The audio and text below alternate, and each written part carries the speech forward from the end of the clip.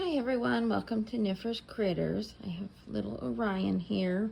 We went back to the vet today, and to be honest, I'm not really confident in the vet and her course of action right from the start. I was told by both the breeder and another keeper that she should have done a culture right from the start. Also, I was told that meloxicam should have been prescribed right from the start.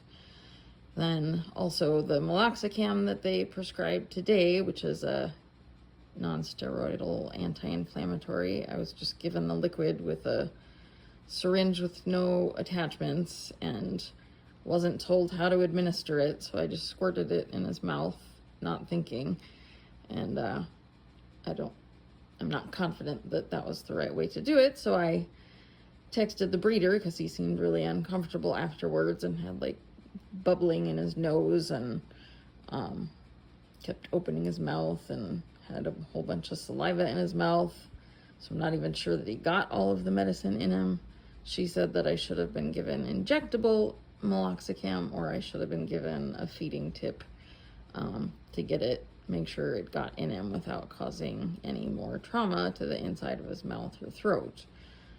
And then the vet just really didn't seem very confident in anything today. She did x-rays, which I wanted her to do at the first visit, and she didn't want to. She didn't see any foreign material, although she did say that it's not always clearly visible on x-rays if it's just like a piece of substrate. Then she said that I could get a CT scan at the emergency clinic, which I'm sure would cost me an arm and a leg. And she said that there's swelling all around the trachea, both above and below it, so she didn't want to go in surgically because she was worried about causing trauma to the trachea, and also to the tissue surrounding it, because she doesn't want to cause scar tissue to build up and affect his eating or anything vital in the future, which I understand, but at the same time his swelling has gotten worse, and I now see that it's like right here in his neck, which I don't even know if she noticed that when we were there, and I didn't notice it until I got him home. And I'm worried that she just wants me to continue the same antibiotic that's clearly not working. And she couldn't get any discharge out today, so she couldn't do a culture. And I don't know why she didn't do a culture to the first visit. So I'm frustrated and I'm worried. So I just wanted to make this video for anyone else that's going through this. Sorry, I'm getting a little emotional. I'm upset. It's upsetting when you go to a vet and you just put your trust in them, and then you find out afterwards that it maybe wasn't the right course of action, and then your animal's been, allowed to just get worse. So I just thought I'd make this video, so if anybody else out there has this issue with a snake, you know what kinds of questions to ask. So definitely ask for a culture to make sure they're getting the right antibiotic. If you're given medication, ask, especially if there's an infection in the mouth or the throat, ask for injectable medications. Ask for a feeding tip if it has to be given orally.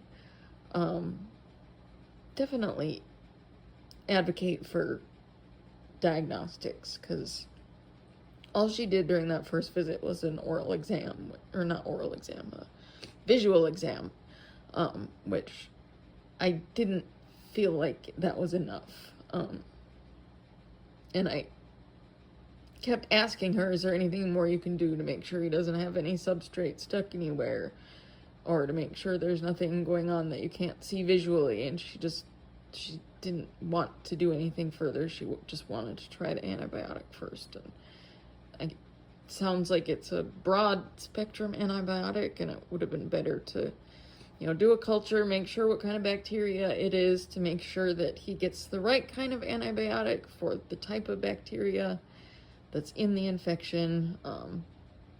I probably should have just pushed for an x-ray immediately, because with the way the swelling has moved downwards, it does make me worry that there is or was foreign material in there and that it's been allowed to get pushed further back. Because otherwise, why would the swelling be migrating backwards? I don't know. I don't know how snakes' bodies work, but it's just a concern that I've had from the start. And yeah, I don't know that this course of action is going to be enough. So I did email them my concerns and asked if they can consult one of their other doctors to get more input. And then I did ask if they can do the injectable version of that medication, because I don't want to be messing more with his mouth every single day if I don't have to. And then, if I do have to do it orally, if I should have a feeding tip, they should have either provided me one or told me to go get one and told me where to go get one. So yeah, I'm frustrated and I'm very worried. He's one of my favorite snakes, and I just want him to get better. So, and thankfully I do have a job now. I haven't been working since August. I only work part-time because I'm on disability. So at least I'll have some money coming in, but obviously there's the financial stress too, wanting to make sure that whatever I do for him is the right thing, because I don't want to waste money on things that aren't going to work. So yeah. Anyway, I hope y'all have a good weekend. Send this little dude some positive healing vibes, and I will keep you updated.